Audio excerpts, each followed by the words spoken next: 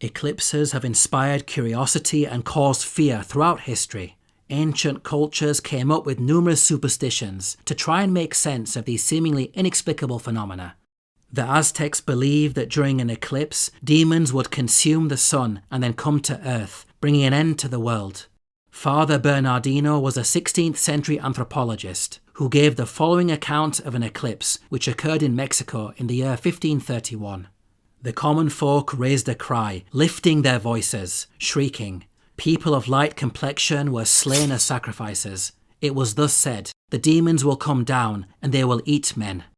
Hindu scriptures speak of the demon Rahu, who is responsible for disturbing the sun and moon during an eclipse.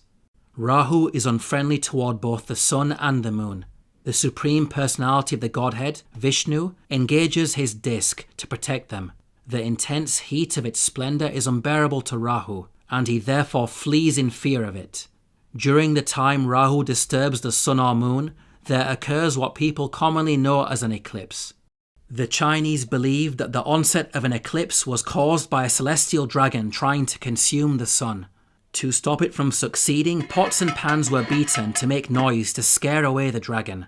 This belief about sun-eating dragons even influenced the Chinese language, as the word for eclipse is shi, which means to eat. Notice the flag of the Qing dynasty, which shows a dragon devouring the sun.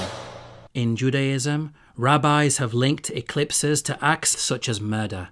The Babylonian Talmud informs us, "The sages taught that on account of 4 matters the sun is eclipsed. On account of a president of the court who dies and is not eulogized appropriately, and the eclipse is a type of eulogy by heaven.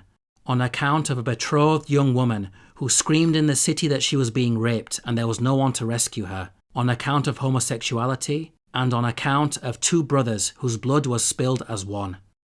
The New Testament seems to echo this negative connotation with death. It has an eclipse occur at the moment of Jesus' passing. It was now about the 6th hour, and darkness fell over the whole land until the 9th hour, because the sun was obscured, and the veil of the temple was torn in two. And Jesus, crying out with a loud voice, said, "Father, into your hands I commit my spirit." Having said this, he breathed his last.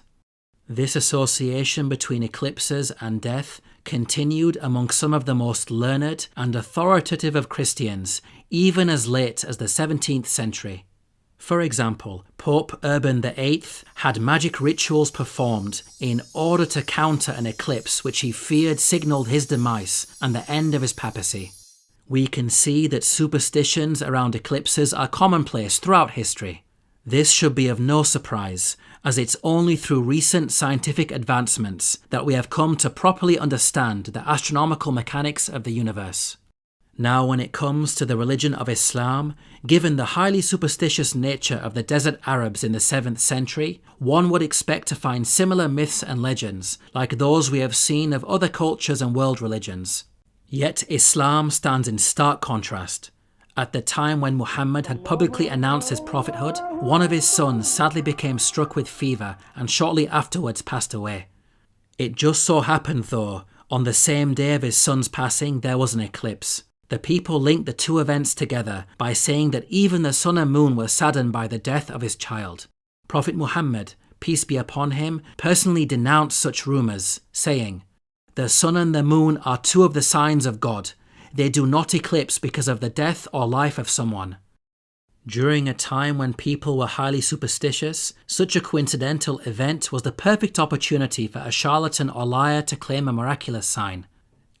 Yet even at the height of grief, the Prophet Muhammad never took advantage of people's ignorance, and instead continued to try to steer them away from superstitious beliefs. What this also proves is that he was not copying from other sources, as is often claimed, because his teachings are free of the superstitions that are present in other cultures and world religions. To learn about the miracles of the Quran, please download your free copy of the book, The Eternal Challenge, at the link below.